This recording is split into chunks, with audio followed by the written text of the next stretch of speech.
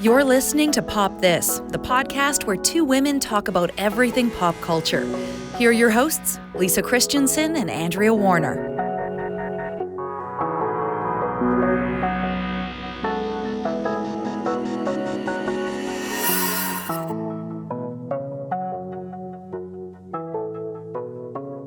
So I came across a couple of sentences recently that made me feel very Canadian, because I just thought if I took this somewhere else, it might, like outside the country, I don't know how it would go. Did it invoke the words loony and toonie? No, it did honestly, not. I've had a lot of people laugh at our money. God, that's funny when you explain a toonie. Truly, hey? what are people supposed to? Yeah, I don't know. I love explaining the toonie. I mean, maybe we'll get to that.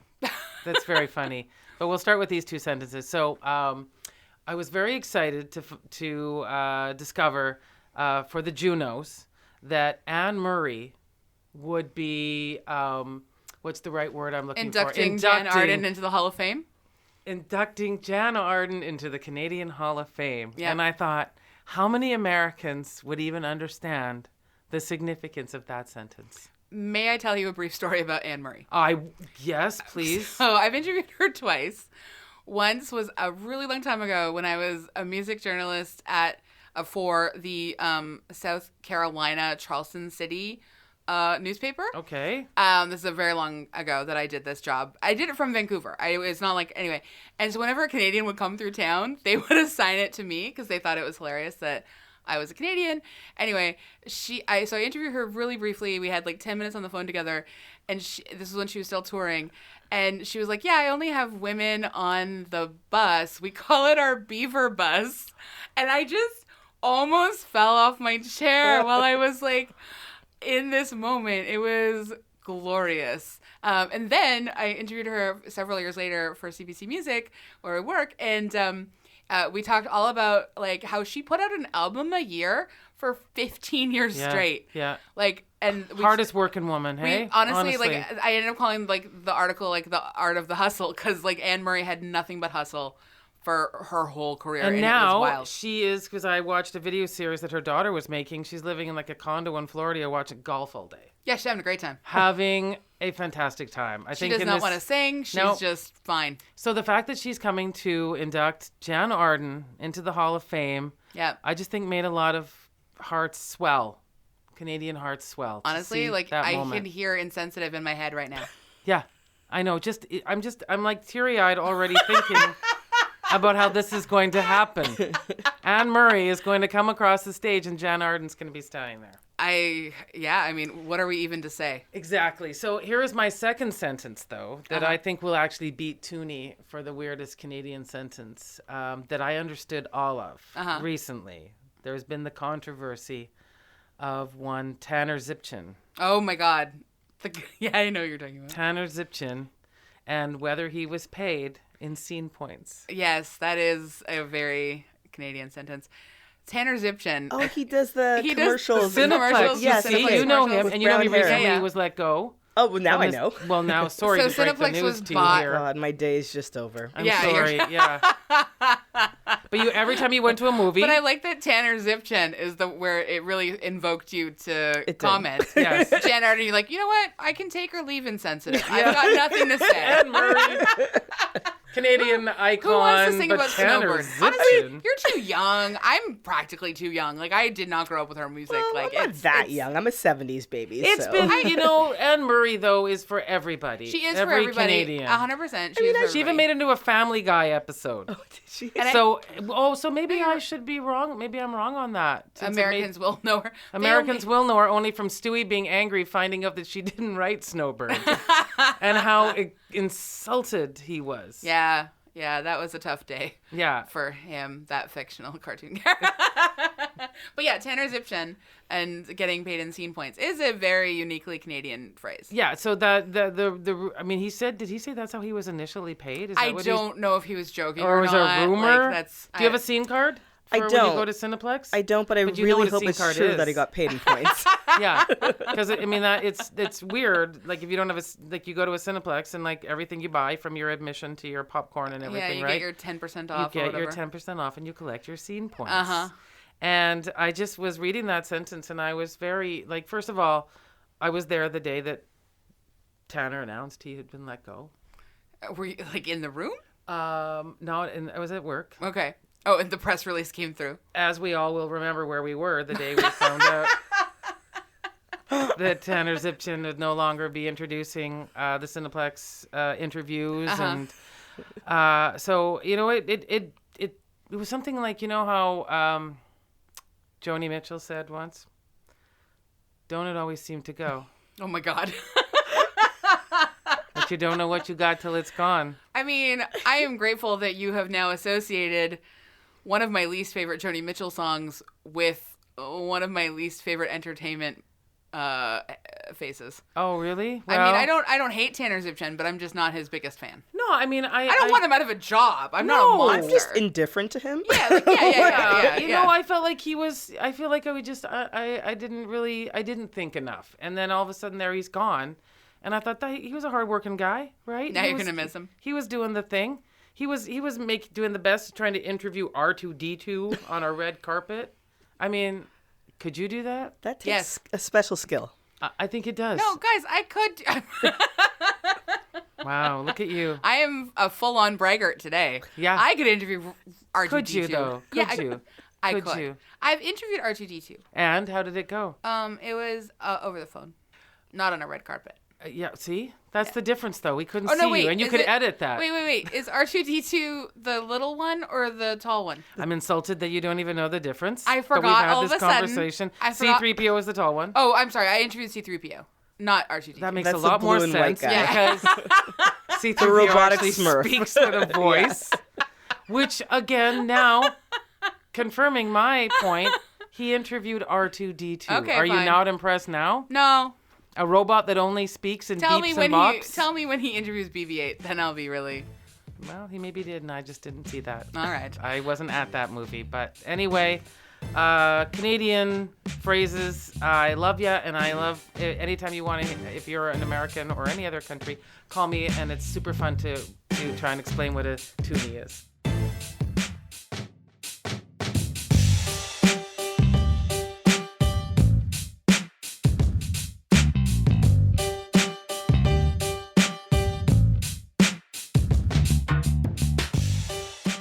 Well, I'm also pretty excited because this is a pretty good segue. We're going to talk to Yes. a woman who is the co-author of Big Dreamers, the Canadian Black History activity book for kids. Yay! Yay! I'm so excited. I'm Andrea Warner. I'm Lisa Christiansen. You're listening to Pop This. As we said, our special guest today, so excited to have you here, Akilah Newton. Hello. Thank you for coming. Thank you for having me. It's so exciting. I haven't met you before, but I love your work so much, and I'm really delighted to meet you. Thank you so much. Oh, that You just means a came and lot. sat down here just like you'd always been here, and it was very nice. It was perfect. Just immediately. Yeah. I'm already loving this energy, so Well, you know, it's a sweaty box in here, and we get really close. Yeah, honestly, if you don't acclimate quickly, it's very hard. it's gonna to be get problematic. Yes, Yeah. exactly. Yeah. So we are. I'm gonna read your bio, and then we'll talk about what we're doing this episode. So, growing up in Montreal's culturally diverse West Island region, Akilah Newton pursued her passion for art by studying music, drama, and dance, and performing in productions at John Abbott College and in the Montreal Jubilation Gospel Choir, which sounds really fun, by the way. Was. Ms. Newton graduated from the prestigious Liverpool Institute for Performing Arts, a school co-founded by Sir Paul McCartney, and works with young artists in Montreal. She is the founder and executive director of Overture with the Arts, which offers after-school programs and school tours in the greater Montreal area and beyond. She's also, as I said, the author of co-author of the 2018 Black History Activity book, Big Dreamers, the Canadian Black History Activity book for Kids, Volume 1, and you're co-authoring Volume 2 right now. I am indeed. Are you co-author of Volume 1, or are you the sole author of Volume 1? co-author? Okay. A co-author, yeah. My co-author is Tammy Gabay. But Volume 2, the co-author will be my twin brother, Omari Newton. Nice! Yeah. So fun. Wow. So fun. Well, that's quite a bio. by the way. That really is. Yeah. No biggie. I'm glad I didn't have to share mine. It doesn't sound anything like that at all. Except for the Sir Paul McCartney, because we're friends. But Obviously, you guys like this. BFFs. Yeah. It's totally fine. I mean, that part. But the otherwise, no. You're out on your own there. Naturally. Well, you're already one step ahead of me because Paul and I aren't that close. I just got my diploma from him, and that's it. Wow. You know, Did he at least like shake your hand when you crossed the stage? He Is that what did. happens? Yeah. Are you serious? Did Yeah, that it's happen? actually really. Yeah. Oh, I'm sorry. Okay, all of a sudden I'm still Lisa's in my literally gonna die. my realm of hanging out with Stella on the farm with Paul, but that's my own personal dream. So Yeah, so he comes to the graduation every single year and gives out the diplomas to all the graduates. And actually, for the music students there, the third-year students actually get a 15-minute session with him, and they get to play 3 songs for him, and he critiques it. Oh my god. I was not a music student. wow. That's a pretty amazing Yeah. like thing. That's It's remarkable. it's very generous of him to And do how many that. students Yeah. are you in that? In the music program, I think there's probably about 20 to 30 students. Wow. Yeah. So that's a whole day.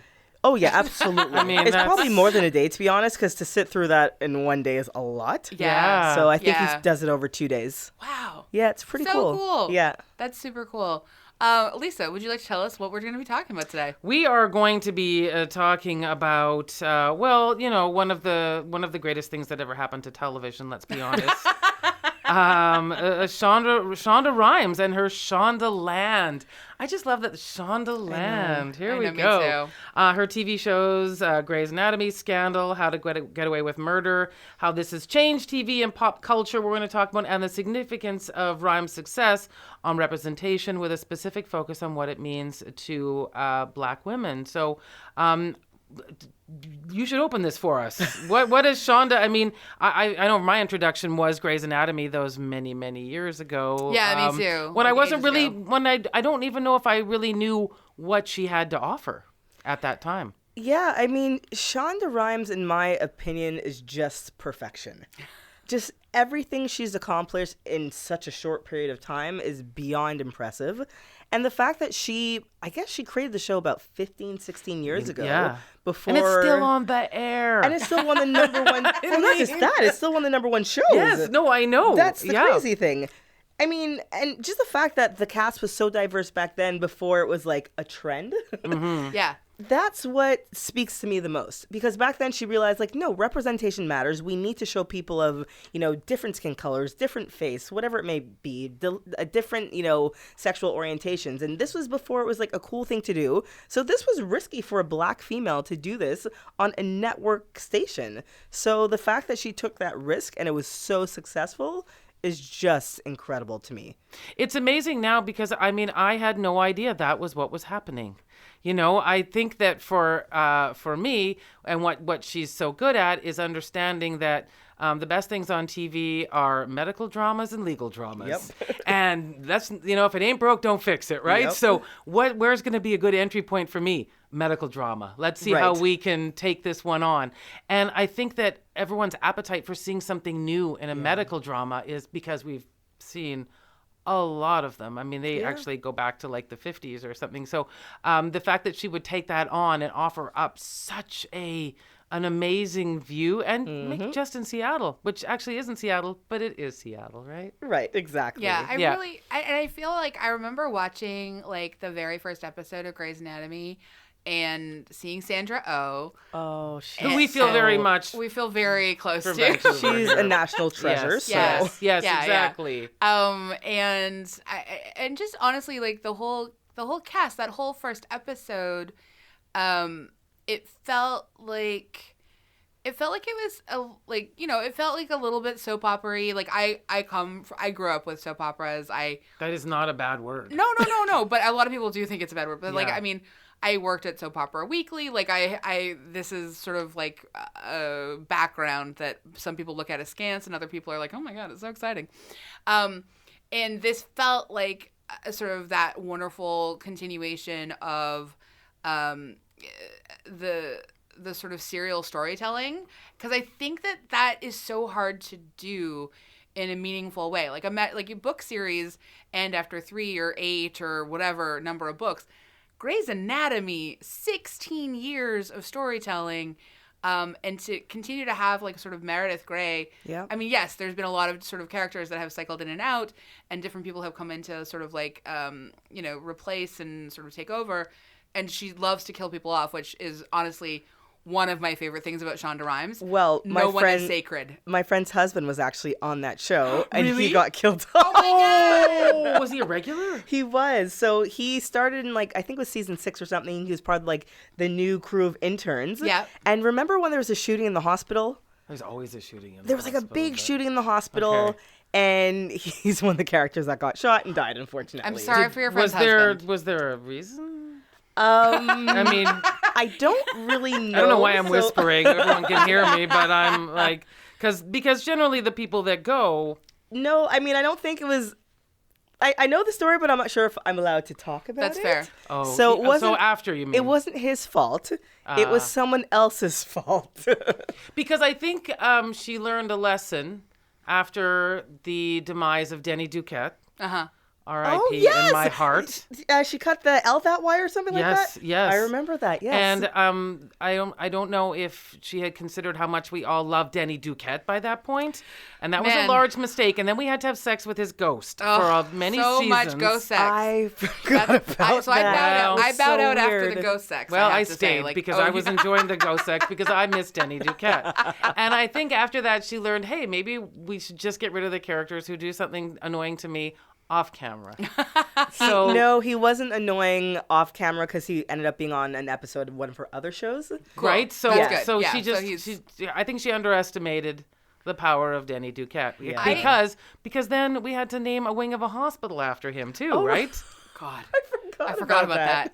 A character that I have felt has always sort of been, and I mean, I'm saying this as someone who hasn't watched the show in 10 years, and I understand it's still going on, is Dr. Bailey Nelson. Yes. Yeah, I feel like she has been sort of like the unsung hero of that show for so long. I It's love just her. The looks that she gives the The intern. withering looks. That's all she needs to do. She doesn't even need to speak anymore. She just gives them a look, and that's the greatest scene I've ever watched. Oh yeah, no, and she has such amazing character arcs. The storylines, Yeah. the journeys we have gone. I grabbed my chest because some of them have been very hard. Yeah. That little boy, little Tucker, was that his name? Yes. Why do I remember? Guys, I all don't that? know. That's her son. Yeah, that's her son, little Tucker, Yeah. right? And there was a lot of things that went on. There were some great affairs she got to have too. I think Yeah. the longer you stay on, my thought is on Grey's Anatomy, the more really interesting sex you get to have. Oh, that's fun. Right? I didn't know that mean, was Yeah. So has the sex gotten more interesting? There's been a lot. There's been a lot of partners. Like, how many different people has Meredith been with now? Probably a dozen or so. Yeah, at at this least, point. right? I Yeah. mean, Good and for her. Oh no, and I have to say, from the early episode, that's one of the other things I liked about was the fact that women could like sex on this show. Yeah, absolutely. Right? That affair she had with McDreamy, because there's McSteamy, with McDreamy. Yes, that was her husband on the show. Right, eventually. But at first they were both just met in a bar, and Yeah. she was like, She was an intern, and he was. I she think, didn't her know boss, though, right? maybe. Yeah. But she Yeah, was just yeah. like, that was a fun night, and gotta go, and so I thought that was fun. This has been a show always where, or I think all of Shonda's shows have been places where women get to experience pleasure, which has Yes. been really wonderful. And actually, one of the greatest things about Scandal and How to Get Away with Yes, Murder yes. is that it really centers Black women's pleasure, Yep. like front and center. So, do you remember, did you watch Scandal when it Oh, first I was came out? obsessed with Olivia Pope. Like, Yeah, I was just like, tell I me- need to be Olivia Pope. Well, who doesn't want to be Olivia mean, it's Pope? pretty great, yeah. I mean, Yeah. So tell me a little bit about just like coming to terms with Olivia Pope's character. Well, she was she was an interesting character. Yeah. I mean, she was so accomplished in her professional life, but her personal life was just such a mess, but in the best way possible. I mean, she was having an affair with the president of the United States. I mean, who amongst us? Well, maybe present era. The it's current not, one? Yes, Yeah, okay. negative. very much included. Yes, yes. I have to say, like, I think there is nary a Republican president that I would ever have wanted to do that with, but some Democrats for sure, like 100%. How about some of the candidates? I mean, I forget it anyway. So Well, I always thought that with Scandal, actually, because I watched Scandal super faithfully, and I also have watched How to Get Away with Murder very faithfully. I have to wait until it comes out on Netflix always to catch up with How to Get Away with Murder because I don't have cable. But Scandal, I always thought that the chef's kiss of the show is just how incredible Olivia Pope is, and just what a mediocre white man the president is, and how this is unfortunately the world we live in. I mean, she was basically running the show for him. 100%. I mean, without Shadow government her, for sure. Exactly. Without her, he would not have accomplished anything. His wife on the show was just, let's be honest, useless. She's just arm candy. Oh my gosh, I very much enjoyed Melly. I loved how sassy she was. She was so sassy. But she was not basically running things in the Oval Office. No, like God, Olivia no. was. No, not like Nancy and Ronald or something. No. Exactly. No, but Olivia Pope, I think like the way that her and Melly come together later in the show. Power couple. They are absolutely the unsung power couple of that show. That is the big thing about Shondaland to me, is the female friendship. Yeah. I think saying my person, which we know from Grey's Anatomy, right? I know that was Meredith Grey and Christine Yang. Yes. And I think that when they created that expression, That 100% changed pop culture. It really did. And I do think that probably it was a moment where a lot of women were thinking to themselves, do I have a person? Yeah. I need a person. Well, and it's also, not that dude. Well, that's the thing. It prizes like platonic friendship as equal to like sexual, intimate, like love, and I think that that's really important. And owing that person your honesty, I think is a really big part of that friendship. And I really do, and I like the sort of obligation of it. You're my person. Oh yeah, that's right. Okay. It's like it's not a weight, but it's important. It's a significant relationship in your life. Yes, it is. Without a ceremony or something, you have made a certain. You're my person. You're the one that will be there for me. And I remember really thinking about how, and because I think it's interesting. This conversation is about like the characters like Olivia Pope moves out of the show and into the larger realm of pop culture.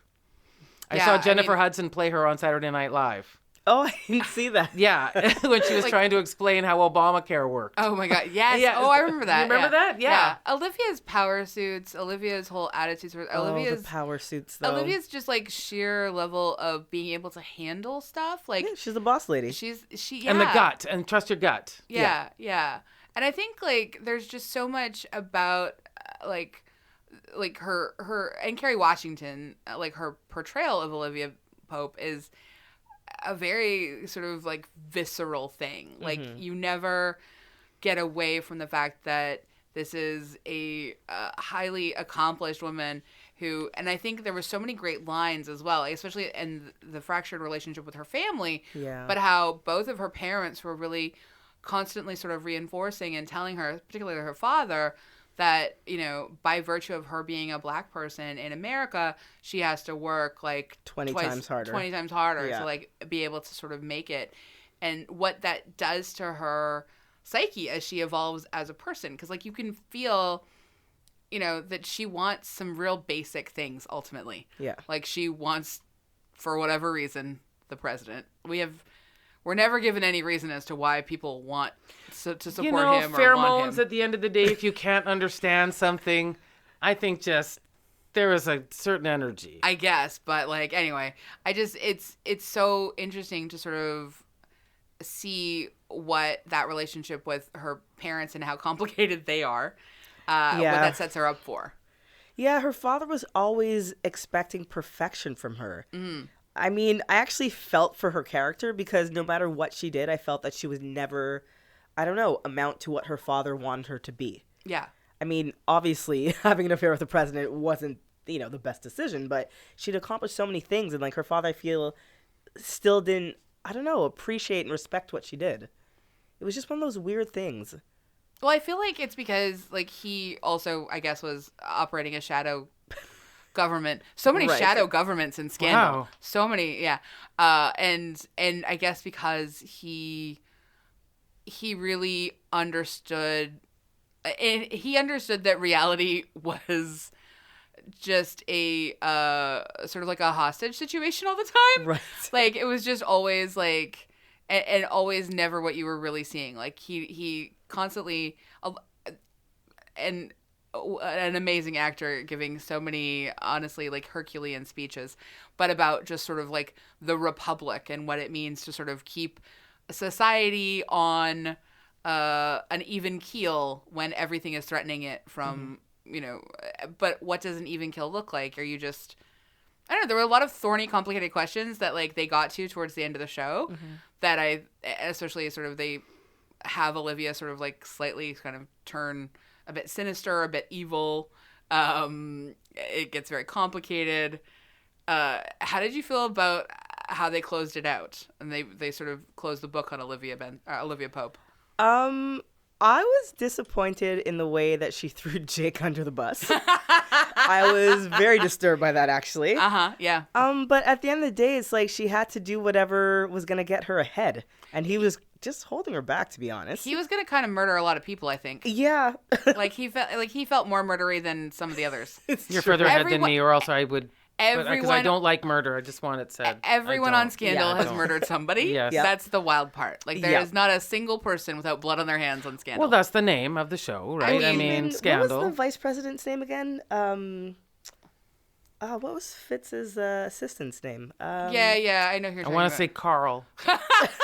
We'll call him Carl. Let's call him Carl. Are you talking about his like security person? No, or the vice president. The actual vice president? Yeah, the older gentleman. I forgot his name. Well, Cyrus Bean. Yes, that's him. He's not vice president immediately. I think he ends up at being the end. vice He was the vice president. Yeah. Because at first he would send other people out to do his dirty work. Yeah. And then I think it was like the last season where you actually saw him have blood in his hands and kill someone himself. Yeah. It's kind of creepy. You can't join their club, obviously, it sounds like, because I've missed some of this. I mean, unless you murder, right? It's kind of and this is a show that really does want to, like, I mean, Shonda's shows, I think, give us all kinds of different people. And, like, Cyrus Bean was, closeted at the beginning of the show, not to, like, the rest of the people on the staff, but a little bit closeted in sort of his life. And as he sort of like, becomes more public and he's open, we see like, again, that sort of power corrupts. As he gets more and more power, he just becomes a little bit more evil. And I can't remember, did he kill his husband? I think he let his husband sort of be killed. Oh, right. Yeah, so that's again, complicated. Complicated doesn't matter. It's always very complicated. Fine. Now, but that's an interesting point too, because I was watching an interview with the creator of How to Get Away with Murder, Peter Nowak, who was also one of the writers. He just started at the bottom. Worked his way up. He was like a writer. And Shonda produces. And then he brought everyone to produce Scandal, and then he was able to create this whole show. And for him, what you were saying about like giving, an opportunity for different voices, he's an openly gay man. He said it was really important for him to put that on the show. That the people who were happy, they were enjoying themselves, they didn't have to feel any of these inhibitions, and she gave him all this power to create this whole show. So I think it'd be interesting to talk about going from, as we said, starting Grey's Anatomy to being Shondaland. Yep. How did that happen? Well, she obviously had to prove herself. And I mean, the network would be crazy to say that, your show's not doing well, so we can't give you another show. Yeah. I mean, not only was it the #1 rated show, but how many of the cast members won Emmys? Yeah. Yes, I mean, yes. I think with Grey's Anatomy basically just printing money for basically. a network. Yeah. Like Scandal makes a lot of sense. Like they let her, she brought them Scandal. And even, I would say not to let her, like she let them. Right. Air Yes, Scandal. Exactly. Yeah. And then with How to Get Away with Murder, it was like one of the first times in television history where it was like a 3-hour block of television produced by a Black woman, which is insane. I think maybe it's insane that it took that long, partly. Yeah. But also, what a beautiful, wonderful gift to the world. Like, it's just like, and I think like I sometimes forget so I feel like network television now can be like often a little bit like white, like obviously Canadian media. We've had that recent article by Kathleen for Refinery 29 about like the whiteness of Canadian media and television shows and how that sort of looks at like who's actually making television shows, and it's white executives for the most part in Canada. And I'm sure they're male as well. And white male executives in Canada. But like I've been watching recently a lot of it's weird, but on YouTube, there's like a collection of vintage television clips that show you what was airing on TV in like Monday night, 1984. Oh, really? How do you just search that? I'll send you a link. Yeah, yeah. It's really fun. But I was genuinely, I was watching with my husband, and we were like, wow, like the television landscape had Black people on it a lot in the 70s, 80s, and 90s. Yeah, and then the 2000s, it got deeply white. Yeah. You know what I feel like happened? Because I was in high school at that time, late 90s, early 2000s, and was that whole like heroin chic phase that kind of, popularized like the waif-thin females. They're all white, blonde hair, blue eyes. Then The Simple Life came on, that reality TV show. Oh, yeah. And Paris Hilton. Yeah. So I think that was this ridiculous shift where people thought like, well, no, the only thing that's going to work is if you're white, skinny, blonde hair, blue eyes. And I think that's what they were trying to program for TV, which obviously doesn't work. It works in certain situations, but no, we need diversity on TV. Well, what was the comeuppance for David Schwimmer recently too, right? David Schwimmer, well, he got into a thing on Twitter with Erica Alexander, the former star of Living Single. And he said something... In an interview, he said that he would love to imagine all Black friends. Yes. And Eric Alexander was like, hey, we were there. Girlfriends. Yeah. Girlfriends and there was another show as well. I think maybe it was Living Single. I'm not really sure. But anyway. But yeah, that was very similar because it was a group of friends and yeah. And he, I don't know, he's David Schwimmer.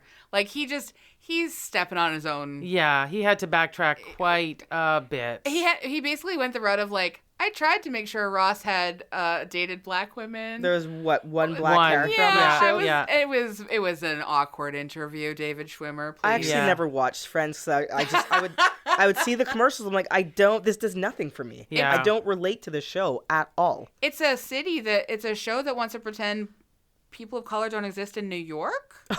Like, that's insane. Oh, wow. Yes. Okay. That's like, I mean, and I admittedly, yes, watched it, but like, I have always been like, yeah, this doesn't check out. Yes. None of this checks out. Well, the weird thing is, too, is you'd get repeats of The Fresh Prince all the time, right? And then you go over to Friends. Oh. And so what an awkward programming. But I mean, Fresh Prince is older as well, right? Isn't that older than... that was in 90s. I think it's probably around the same time. Are they around the same time? Early 90s, maybe Friends with what? They had like late a bit of 90s? lap. Maybe a little bit of overlap? A bit of overlap, Yeah, exactly. But like, oh my God. But yeah, anyway, so the excitement of this 3-hour time block in 2014, lots of different people wrote about it, and I think like I won't like read this all or anything, but The Guardian invited 4 Black women to reflect on the significance of this event, and one of the people, I don't want to read it too long, but anyway, Hannah Georges, her quote is,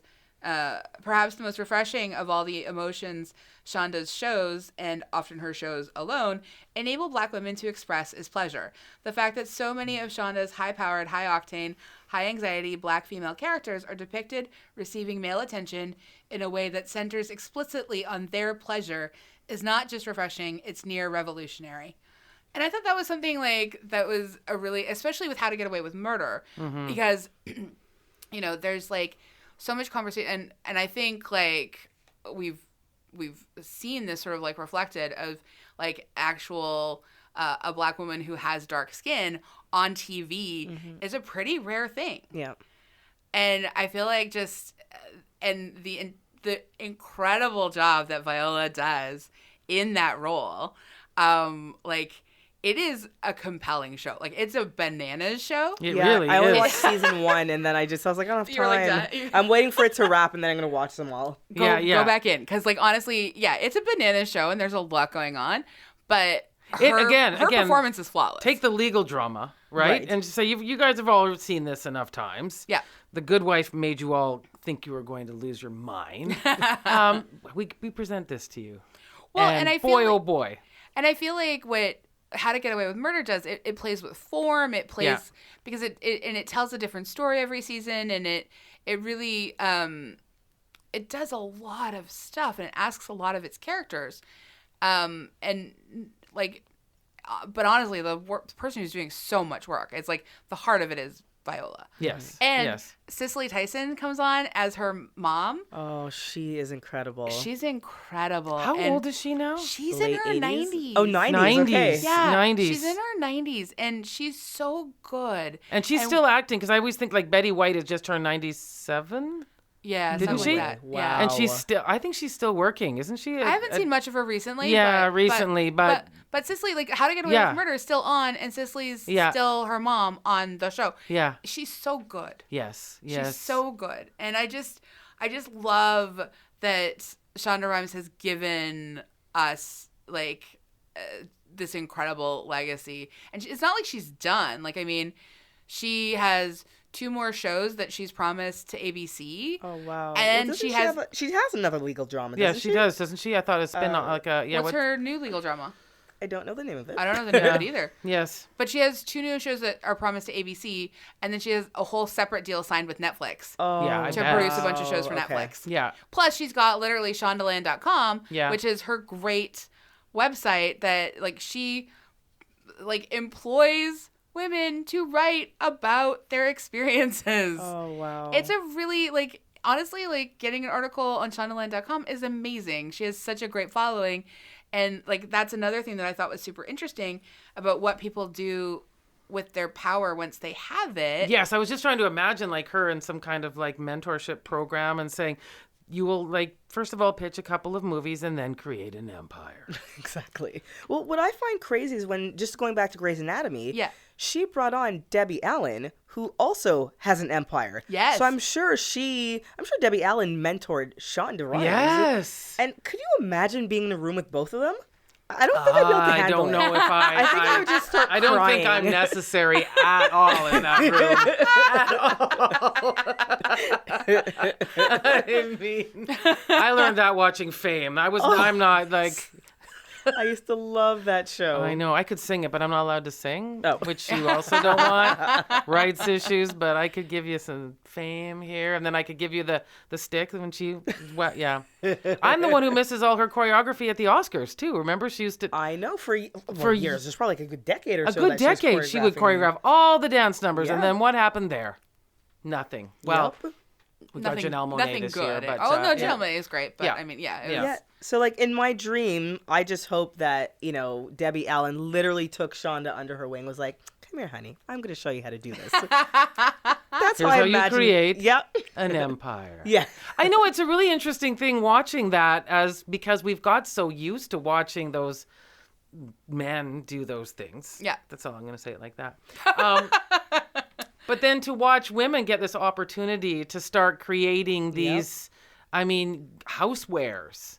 I mean, like courses. What aren't they doing? There's all of a sudden you go into a store and there's like food lines or something, right? I mean, it's the idea obviously being I am getting in Yeah. to every facet of your life. Yeah. You thought it was just entertainment. Oh no. We're getting in there. Yes, like little did you know. Yes, exactly. I haven't seen any Shondaland shirts. Can I get one? I'm Great. sure pretty you sure can. you can from her Yeah. website. Yeah, Yeah. Sure, you could 100%. get jewelry as well. Oh, Yeah, good. I would imagine, She's got her own yeah. Etsy section. Or... You're bored, make some jewelry. Come Yeah. on. Well, I mean, and the people that are, writing about her with a lot of adoration include Janet Mock, who wrote about her for Black Book, who obviously Janet Mock's great. A quick quote from her. In Shondaland, white, straight, and male is not the presumed default. Out of the gate, half of Grey's Anatomy's regulars were actors of color, just the way Rhimes, who held an open audition for all races of each character, saw the world.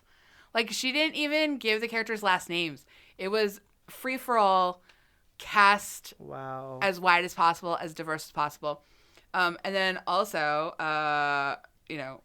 speaking to someone I know you love, Lisa, Oprah wrote in Time magazine. Oh, Oprah. I went to see Oprah here. Did you cry? I cried, I danced, I did everything. Yep. Yeah, it Whatever was a night with Oprah tells Oprah. you to do. You're like, we were "Yes, there Oprah." for her. 2 hours of straight Oprah. Yes, I'm changed. You 2 don't hours even know is what not I was enough, like though. before. So Oprah wrote in Time magazine in 2013, gay, straight, single, divorced, lost, searching, everybody gets a seat at Shonda's table. Rhimes understands that every dream is valuable and every identity deserves inspection through the looking glass of television. Which is like a really beautiful way to think about representation on television, like how important it is. Like I think like even just me growing up as like a fat kid in East Vancouver, like my moments of representation were Miss Piggy, which honestly stands to resonate with me to this day, and I love her so much. And then we got Roseanne when I was like 10 years old. And that was, I mean, I liked the show at the time. Obviously, she's gone off the deep end now. We don't need to worry about that. At the time, that was like a good show, and it felt powerful to see two fat characters like physically affectionate with each other and love each other. And demonstrate that love in I was thinking funny public. too. Come on. Sorry? That was a damn funny show too. It was damn funny too, but honestly, Dan Connor, sexy man. Yeah, anyway, no, that I'm with you there. That representation part felt like very revolutionary to me. So John Good. so I think that like Oprah really understands. Obviously, Oprah understands that, but she really gets at the heart of that with that write-up of what Shonda has achieved and accomplished for the world. Oh yeah. I mean, no, yeah. I mean, I'm not the right person to ask because I saw myself, obviously, on everything on television all the time. Yeah. So, I mean... Well, actually, but Akila, you wrote a book about representation and, like, what that means. So can you tell me a little bit about sort of finding yourself in, like, the Canadian media landscape? I don't see a lot of people in media that look like me, so... I mean, it's a bit frustrating, but at least we're in a time now where people could create their own, podcast, TV series, whatever it may be. Yeah. So at least I could look online to find, shows that inspire me by people who look like me. Yeah. What's the impulse behind you making Big Dreamers? So Big Dreamers basically stems from the fact that through my organization Overture with the Arts, I do an annual Black History Month school tour with my twin brother, Omari.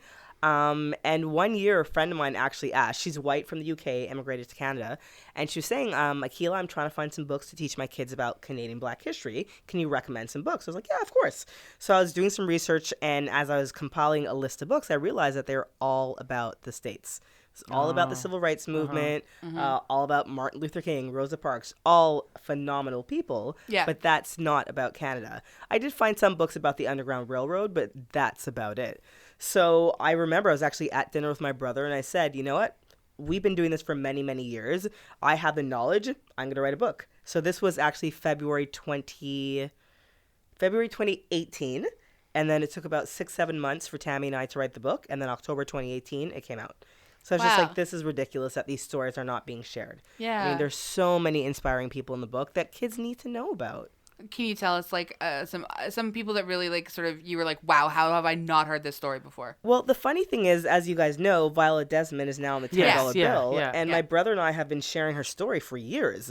So I was so excited when I found out she's going to be on the $10 bill because for me, she's probably my number one because as a Black female entrepreneur, Viola Desmond in the 60s and 70s started her own beauty business, was successful, then opened a beauty school to teach young Black women how to start their own companies, how to become beauticians and hairdressers. And then she also studied under I'm forgetting her name right now, Madam C.J. Walker, who was the first Black millionaire in the States. So she was basically using the skills that she acquired to share her knowledge with young Black girls so they could then go on and be successful themselves. So for me, to hear stories like that, it makes me want to go on and do greatness. I'm like, if she was able to do that in the 60s and the 70s, I have no excuse in 2020. You know what I mean? Like, come on. So where did your family tell you these stories? Like, how did you find them? So we grew up in a very Afrocentric house. I mean, my brother loved Public Enemy. I was obsessed with Janet Jackson, Rhythm Nation. We had like Malcolm X books, Harriet Tubman books when we were kids. So it was just always a part of who we were. And my mom always had African art up on the wall. So we were always being taught about Black history when we grew up. But we grew up in a weird kind of scenario where we were these Black twins in a predominantly white school, white neighborhood. So when we were in high school and Black History Month was first acknowledged, our teachers had limited resources, so they didn't really do much to teach about Black history. So we didn't learn anything in school. However, we did learn a lot at home. So I guess it's just from the experiences we had as kids and the lessons that we learned from our parents, we're now going on and, continuing what they did. Do you think do you feel Black History Month is making a dent in what we should know? Yes and no. I mean, oftentimes when my brother and I go to schools, we are their Black history lesson for the month. Yeah. So that 45-minute to 1 hour block is all they get for the entire year. So yes and no. I mean, thankfully, my book, a lot of schools have been buying classroom sets and incorporating it in the curriculum. But, I mean, there's still so much more that needs to be done. I mean, Black history at some point should not just be celebrated just in February. I mean, it's great that we have that month, don't get me wrong, but it should be celebrated year long regardless. And schools should not just focus on it the 20 academic days of the year. Yeah, and I mean, Canada, not the greatest history of acknowledging What do you people mean? of color. I mean, I'm not saying anything, untoward, obviously. Decolonize it now. But anyway, I remember, like, growing up, if it weren't for a student teacher I had in grade 5, bless the student teacher whose name long escapes me, I would have had no idea about the history of colonial violence on Indigenous people.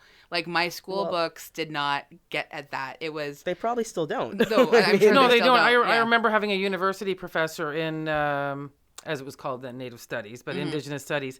And one of the things he said that he was always asked to write the chapter in the textbook about contact.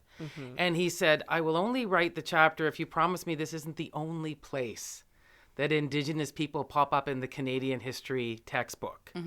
And he said, and usually that is it. Wow. And so the fact that we don't think of it as an ongoing part, it's always history. Like I'm saying to you, Black history. That Which doesn't, is just history in general. It's Canadian It's about history. the past, isn't it? It doesn't say to you what's happening now. It isn't. So we're always like, if a Black History Month isn't about like who's around you now, you're talking about people from before, right? Like a long time ago. And it doesn't give people a sense of the world around us and like it's not active. No. Almost. Yeah, I feel like a lot of awareness in the last 5 years has really sprung up from Black Lives Matter Toronto and Vancouver. Yeah, doing a lot of the work of making space for Black voices in contemporary Canada. Yeah, I mean, what Black Lives Matter Toronto did during the Pride Parade about 2-3 years ago brought so much national attention to the organization and the work that they're trying to accomplish. But I mean, and there's even a freedom school in Toronto for Black Lives Matter where they have young kids and they celebrate Black culture. They do a summer camp. So, I mean, there's so much more that needs to be done. I do find that the younger generation, thankfully, they are more, I guess, accepting and more, I guess, tolerant not tolerant, but they embrace diversity is what I should say. Yeah. So, I mean, at least that helps. I find that a lot of young kids today are like little social justice warriors. Yeah. And they don't tolerate these injustices anymore. So, I mean, that does help, but I just feel like as a nation, we need to do better. Yeah, I just feel like they have a sense of it being present too. Like, I mean, and I think that's one of the things when we bring up Black Lives Matter, it's active now because there's that sense, and even in all like in like feminist issues or any of those issues, they're always like, but isn't that thing done? Oh God, I know. Right? Like, remember when you did that thing and we gave you a vote or whatever? Racism has been solved. Yeah, okay. Yeah, so what are you still doing here? Yeah. That is, I think, the most challenging part of activism is to make people understand that it's a present day thing, that it's not done. Yeah, exactly. Well, what gets me the most about the whole Black Lives Matter, I guess, movement is when you have these ignorant people saying, well, no, all lives matter. And you're just like, for the love of all things holy, you do not understand the mission of this, movement. Yes. Like, yes, all lives matter. However, what we're trying to say is Black lives matter equally to white lives as well. But people, for some reason, just choose not to understand it or just don't understand it. I think there's a real willful ignorance about they're like, well, if I say Black Lives Matter, then I'm being erased from the equation, and it's or you're asking me to narcissism. or you're asking me to think bigger, and I don't want to. Yes, I'm done thinking. Yes, I graduated from a few years ago, and that's the last time I've critically challenged myself, Yeah. and that's how I'm keeping it. Yeah. I remember reading an article a couple of years ago, and it was about, again, the Black Lives Matter movement. It was someone comparing it to, you know, a fundraiser for cancer. And it's like someone coming into a breast cancer fundraiser, getting angry, saying, well, no, prostate cancer matters. Yes. It's like, yeah, it does. We're not saying that it doesn't, but we're here today to, you know, raise awareness about breast cancer. So I guess it's similar in the sense where people just, I guess everybody just wants their voice to be heard.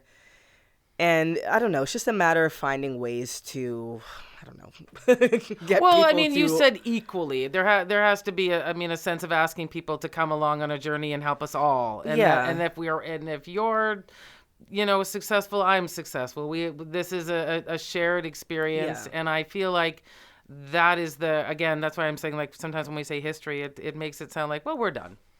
You know, clean your hands off and read a couple of books about what happened before. Here's the Bible for it's like, you. well, That's all you need. Yeah, you know, slavery doesn't exist anymore, so we're good, right? it's over. You guys, that's good now, right? We're good now. Yeah. What does volume 2 look like for you? Volume 2 is still about Canadian Black history, but Volume 1 was an alphabet of 26 different people, whereas Volume 2, we're going to focus on each province and talk about historic Black communities in each province, and then people within those provinces as well. That's so cool. Yeah, so it's going to be really So fun. how do you decide? Do you have to leave people out? I do, and people were actually angry when they saw Volume 1. They're like, well, why wasn't this person included? I'm like, I'm doing a Volume 2. Calm down. And it's like, also, these are people that inspire me. I'm not saying that these are the only important Black Canadians out there, but it was very hard to decide who to include. I plan on doing 3, 4, 5 volumes. Who knows? Because there are just so many stories that need to be shared. Yeah. I'm so excited for volume 2. I think Thank you. it sounds so exciting. How does it sort of, I mean, are you going to create your own Aquila land? Well, I hope so. You heard it here first. I'm going to get the t-shirt. So right now I have books. I'm also working on puzzles for kids. I'm hoping to do some board games. So who knows? I mean, and we're working on a documentary about the tour that my brother and I are doing. So you never know what can happen. But it's really interesting you're focusing so much on children. Why? Because I just feel like their minds, they just soak up so much information. And if you get them when they're young, that's what we need to do. Because that's how we're actually going to be able to, I guess, have more inclusive, tolerant adults. Because if you have kids at age 5 and 6 years old, you know, being in a room filled with different cultures, it's the norm. They're not going to be like, well, what's going on here? So as adults, they're not going to question like, well, why is this person in the room with me? Or why does that person look like that? If you grow up being surrounded by different people, like I said, it's just your norm. Yeah. So I think it's just best to, you know, get them when they're young. There's probably some adults that could use the... Oh, yeah. I like the idea though of like, again, normalizing these things for kids and creating like a better future that way.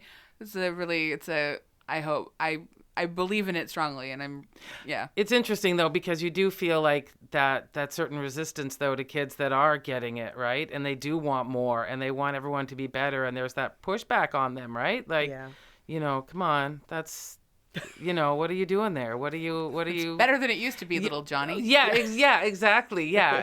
It's a really interesting... You must find that with meeting kids. I mean, they are... they're smart, a lot of them, right? Yeah. Wait, you've heard it here on Pop This. Children are often smart. I know. I know. I'm just teasing. The access they have to information and ideas and the sharing with people, like it's a lot. Yeah. I mean, I also love working with kids. Yeah. They're so cute, so sweet. Are we not? I mean, I do adore the two of you as well. Thank you. We're very cute and sweet, Lisa. Not throwing totally shade your way. Yeah, good. Remember, she's allowed to say she likes kids. It doesn't mean we're less important. See, I did need to learn that lesson. So you can like children and us at the same time. Exactly. Children and adults, cats and dogs.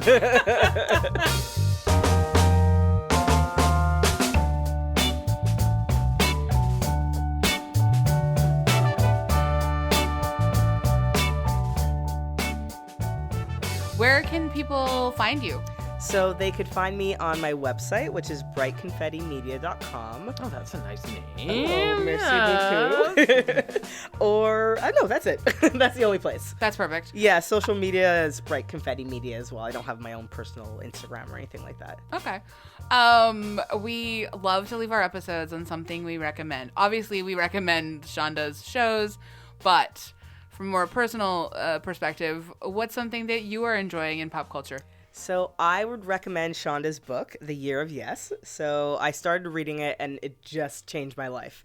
It's actually funny because she decided to say yes to everything for 1 year. And in my mind, I was going to do the same thing, but that didn't happen. So we had to ask you a dozen times to come here. So, I was like, okay, fine, I'll do it. But it's a really great book, and just hearing her story and her journey and how she's gone on to achieve so much it's really inspiring. wow. I'm excited. I've not read it, No, but me either. You need to. I want to. Yeah. It's a great read. Yeah. Lisa? Yeah, I am reading for my book club, and I asked you to look it up, and then I said I would remember. Where the Crawdads Sing? Where the Crawdads Is that what I said? Where? Is it where? Sorry, you said you weren't going to look it up again, and I lied. No, it wasn't that I wasn't going to look it up again. You I said just you weren't wasn't going to gonna remember. it. I think it's Delia Owens is the writer, and it's a newer Southern Gothic. If in the young girl, there's a murder mystery in it. She's kind of abandoned by her family, living in I think in North Carolina in the swamps and having to take care of herself. So it's I don't want to say that's the cliche, but you know those stories. Yeah. So, but this is the first novel of the author who is known as a biologist. Oh, cool. So, yeah. And so if you are also really interested in the flora and fauna, so is she. So in the midst of this story, I've got a really good description of what everything looks like there. From right down to the bugs. Nothing gets me going more than flora and fauna, I just want to say. Well, those are your and you're right, it's Where the Crawdads Sing. Yeah, those are your safe words, aren't they, Flora? Yeah, Fauna? Yeah. Flora and fauna, my safe word, yes. Well, thank you. Thank you so much. Sorry. No. Shoot, but I thought that we should let everyone know. It's fine. It's actually eggplant, but whatever. Oh, it's not Toonie and Looney? Yeah. Like a good Canadian. Yeah.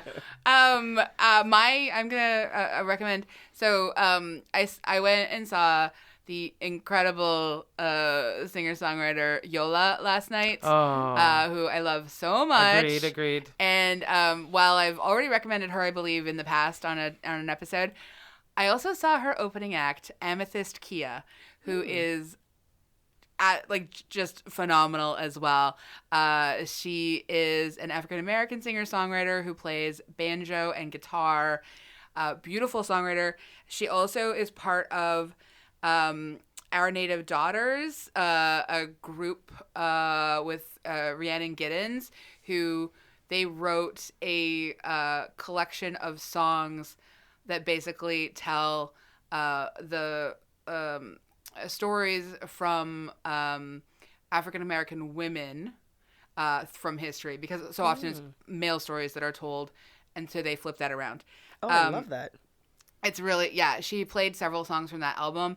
She won a Grammy Award for Best American Roots Song. She's a neo-folk singer-songwriter. And Yola was nominated for Best New Artist this year at the Grammys, too. Yola, honestly, go listen to Yola. Go listen to Amethyst Kia. They met in the UK, I believe. UK or Australia? I'm sorry, suddenly can't remember. Anyway, doesn't matter. Yola's from the UK. Amethyst is from the South. And they met at a Dolly Parton tribute night. No. Really? Yes. That is so perfect. And both of them do covers of Jolene. Oh, So good. I'd So love good. to hear that. It's great. I recorded a bit of it, so Like a I'll neo play it. soul version of I've that. always Wow. been tempted to do it at karaoke, but it feels like you really need to commit. You gotta commit. I don't know. Gotta commit, guys. I think you should do it. It's going to have to be the right night. I'm going to have to really be feeling it. Yeah. Okay. So, thank you so much, Akila. This Thank has you been so guys lovely. for having me. We've wanted to do an episode devoted to Shonda for like a long time, so this worked out really Perfect well. guest. Thank I you will so take much. all the credit for that. It's totally Don't give entirely any to credit Shonda. to you. That'd be a waste of time, right? She's got a lot of credit. It's fine. You know, she's fans. She's doing great everywhere. She's okay. Yeah, Thank you so much for listening, everybody. You can hang out with us on all the social channels. You could rate and review us 5 stars on iTunes. And Andrea Gin is our producer, and thank you so much for joining us. And take care and see you soon. Bye.